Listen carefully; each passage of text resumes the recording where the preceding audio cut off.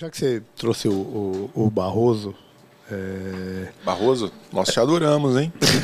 Queremos você aqui. Irmão, tranquilo, tamo junto. Mr. Muddy. Me parece que ele como ministro, ele tenta emplacar algumas coisas culturais. Ele tem uma visão progressista, sem dúvida, da vida. E uma ideia de a vida dos outros, né? E a vida dos outros, então, e que a Constituição é um negócio vivo. Então, é isso. É por isso que a pergunta. O quanto vocês acham que esse discurso da guerra cultural é importante hoje em dia? Porque a gente sabe que, toda essa teoria marxista foi refutada. O Capital foi refutado lá atrás, Mises destruiu com utilidade marginal, N outros assets aí da economia austríaca que provam que a teoria marxista foi refutada. Von Bawerk, né? Von Bawerk, lá atrás, né? E houve, é muito claro que eles migraram do ponto de vista de estratégia. Sim. Tá? Nós não vamos mais falar do patrão contra o empregado. Esquece essa questão de... Vamos deslocar a questão econômica para elementos outros. Para elementos culturais, né? E essa, só voltando aqui, bate na ideia de socialista de iPhone. Embora eu seja de esquerda, eu quero as benesses do capitalismo. Eles mudaram do trabalho a problemas de desejo, a problemas de consumo. É isso. O que o trans está dizendo é: ninguém quer me comer, porra. É isso que esse cara está querendo dizer. Ninguém me deseja. Você é obrigado a me desejar, porra. Claro. Esse foi a grande... Assim, na minha opinião, e na opinião já se fala isso, de que o marxismo desloca de um problema material, de trabalho, de justiça, de relações de trabalho, para problemas de desejo. Por isso que vai para a cultura, a guerra. Slavoj Žižek, que é esse cara. E isso tem tudo a ver com a democracia, porque foi o que o Denis falou, cara. As pessoas tomam decisões baseadas em N coisas, pode ser a mão macia. Mas a guerra cultural só é possível por causa dos avanços do capitalismo. Opa! Sabe? Então, assim, essa discussão cultural, essa discussão comportamental, né, a pauta de costumes, ela só se sustenta e ganha peso porque as pessoas estão comendo, ou porque as pessoas têm o que vestir, porque as pessoas chegaram a um certo nível de manutenção da vida biológica, né? Não faz muito sentido, de um ponto de vista histórico, se você mal tem o que comer em casa, você vai ficar discutindo se é Elu, se é ela e se é ele. Entende? Esses são debates que vão ganhando peso na medida em que o capitalismo oferece vida cada vez mais confortável para as pessoas. E nós demos um salto extraordinário. Você pega nos últimos 2 séculos o que nós melhoramos em termos de capacidade de subsistir, né? Então hoje nós temos vidas que são muito melhores do que um rei do século XVII, do século XVI. Então, só essa poltrona aqui. E é engraçado, porque tem um processo dentro disso que a vida mais concreta, horizontal, desaparece. Então, a feminista, lá na origem, pensa assim: todo mundo me come, ninguém me assume. Ela não entende isso como um problema da vida, das suas escolhas privadas, com quem ela sai, em quem ela confia. Ela acredita numa teoria chamada patriarcado. Sim. Então ela vai saindo de um processo individual para um abstracional. E lá nessa região ideológica, ela arruma uma explicação geral. E é assim que a esquerda explora os aspectos da vida íntima politicamente, oferecendo um quadro estético explicativo da causa porque todo mundo te come e ninguém te assume. E as pessoas vão, a partir das suas frustrações, entrando, quebrando com o seu laço individual, se subsumindo cada vez mais nesse quadro explicativo satisfativo. Eu gosto de brincar que hoje o materialismo é erótico. O problema das pessoas é sexo, né? E não à toa, né, que se questiona justamente como é que você usa o seu corpo, qualquer coisa.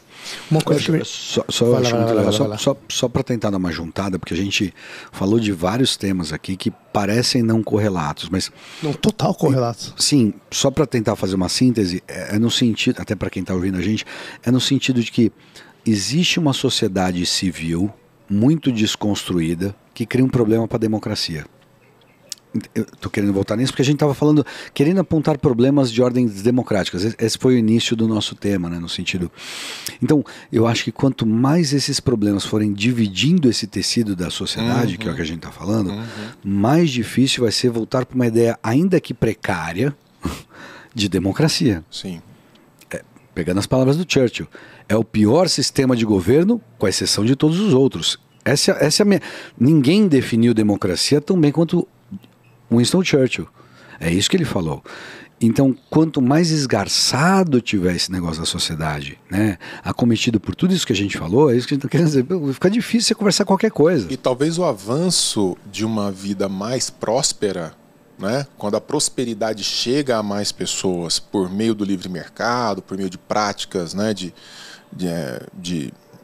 trocas voluntárias entre as pessoas, talvez a gente enfrente maior dificuldade nos elementos culturais que vão esgarçando ainda mais esse território da existência democrática, né? Quer dizer, então eles podem se tornar pontos cada vez mais críticos. Daí a necessidade, pós-modernamente falando, de você acabar com qualquer critério objetivo de avaliação do que seja bom, do que seja ruim, do que seja saudável, do que seja razoavelmente aceitável. Então você pega uma pessoa obesa mórbida, se torna um padrão de beleza e de saúde. E de desejo. E de desejo. E se você não desejar, ela você está errado. Você é gordofóbico. Você é gordofóbico. Então você começa a criar, por exemplo, até campanhas contrárias a uma coisa que nunca existiu. Por exemplo, vai ter gordo na praia sim. Eu nunca vi ninguém na vida dizendo assim, não tem que ter gordo na praia. Mas você já cria uma campanha, vai ter gordo na praia sim. Para encorajar o gordo aí. Né? Percebe que coisa completamente surreal? Então, você tem que acabar com os critérios, assim, família, denuncie o seu pai, porque se ele te contrariar no seu processo educacional, né, nós tivemos coisas recentes assim brutais de falar, a sua mãe não é, a sua mãe é como qualquer outra pessoa na sua vida, então se tiver que denunciar, se tiver que fazer isso ou aquilo, então os valores eles vão se dizimando completamente, os pontos de referência vão se afastando da gente. É desconstrução. É o niilismo. É o niilismo, né? É relativismo moral. E aí ganha quem? Quem grita mais. Quem grita mais e o pior é o seguinte... Quem é mais vítima, quem conseguiu se colocar no lugar de maior sujeição. Exatamente. Posso fazer mais uma vez o advogado do diabo? Por favor. Porque assim, o Denon foi bem claro que ele falou o seguinte, o capitalismo como libertador. Sim. Né? Que o capitalismo que gera as benesses para que o cara consiga pensar no que está à frente. Um esquerdista viraria para você e falou assim, não. O capitalismo é o opressor, porque essa busca pelo dinheiro me oprime, eu tenho que ficar vivendo neste mundo aqui de busca pelo dinheiro capital, e é isso que restringe a minha liberdade. O que você falaria para um cara desse? Arruma emprego, é o que eu digo. Só um minutinho. Pra você só tá ouvindo. Estamos fazendo pra isso você desde só tá o ouvindo. Eu me levantei. Eu tô desde me lembrando. Parabéns. Parabéns. Quando o cara descobriu lá a machadinha, começou a ter uma indústria. Falou, vou fazer isso aí também. E começou. Sabe porque assim. O que me dói é que essa pessoa que bebe de todos os benefícios do futuro, ela quer ter um plano de saúde. Ela não quer ficar doente. Ela não quer ter uma dor de dente. Ela não quer não ter segurança. Ela quer ter saúde, educação pública. Ela quer todas as benesses do mundo que outra pessoa vai pagar. Eu adorei o que você acabou de falar, porque ele foi muito sucinto, direto e reto. Então, na hora que você fala, esse capitalismo me oprime, fala, legal, e que parte que ele te ajuda? Vamos começar a enumerar? Então, se você começar a enumerar, você vê se você tem a obrigação de contribuir para o jogo. Eu não quero. Puta, você vai ter que ir para o interior do Sudão e morar numa aldeia. Aí eu garanto, você vai pagar zero imposto. Ou você acredita numa doutrina fantasiosa e tenta destruir a porra toda com ela, que é o que essa gente faz. Exato. Compromisso com a utopia, né? A utopia não tem compromisso com a realidade. Eu gosto muito do Hayek. Vocês sabem que o Hayek teve um pai biólogo, um biólogo famoso, o pai do Hayek. Um biólogo importante. E foi famoso, inclusive, por divulgar e estudar mais a fundo a teoria da relatividade, é ótimo, a teoria da evolução, de Charles Darwin. E o Hayek se apropria dessa leitura para falar de economia. E tirando, inclusive, dos gregos a ideia de organização espontânea da sociedade. Então, nós chegamos a esse modelo por conta de uma organização que nos mostrou que a nossa existência é mais próspera dentro desse modelo. Não é porque são os mais fortes que vencem, não é porque são os mais bem alimentados que vencem, são os mais bem ajustados a um modelo de existência. E assim nós vamos construindo o nosso processo que nem é evolutivo, mas de ajustamento a realidades fáticas. O que eu estou querendo dizer com isso? Cara, esse é o modelo à disposição, esse é o modelo que mais se harmoniza com a nossa natureza, esse é o modelo que gera menores distorções, e se você não gosta dele, bom, você tem todo o direito de gritar contra ele, mas gritar contra os fatos não vai fazer com que os fatos vão embora. É preciso, então, quer dizer, qual que é a sua alternativa? A sua alternativa é uma coisa que me traz uma inconformidade com a minha natureza, com a natureza humana. Proponha algo, né? Exato. Então, assim, não destrua e deixa o caos, né? Exato. Assim, a partir do momento que você está falando que isso não é bom... eu não gosto de trabalhar, eu não quero ser explorado. Beleza. E quem vai produzir? Você quer que eu pague para você? Você vai comer o quê? Exato. Você quer o quê? Que eu faça o quê por você? Você quer que as pessoas se matem por você? Essas pessoas, como o William me falou, normalmente elas não têm trabalho e vivem na casa dos pais. Porque qualquer um que seja adulto, entra no universo adulto, vai entender que fala assim, ó, eu não quero ser bíblico aqui, mas esse era um desígnio de Adão quando sai do paraíso. Falar para Eva que a mulher teria a dor do parto e o homem teria que trabalhar, passar a trabalhar quando ele sai do paraíso. E quando é que a vida foi boa? Quando que a vida foi boa. Esse realismo me toca. Né? Esse realismo que você acabou de falar me toca no fundo. Pelo contrário, né?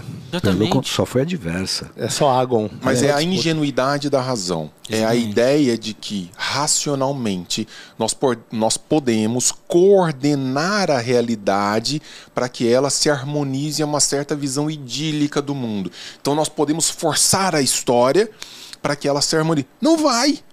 Os fatos não respondem a essa racionalidade. A razão, ela é um instrumento para nos colocar melhor, mas não de maneira perfeita, no curso dessa história. Agora, essa ideia de que não, peraí, puxa de cá, aperta de lá, esmaga tudo porque vai dar certo, isso aí é impossível. São modelos tirânicos de existência que surgiram da existência.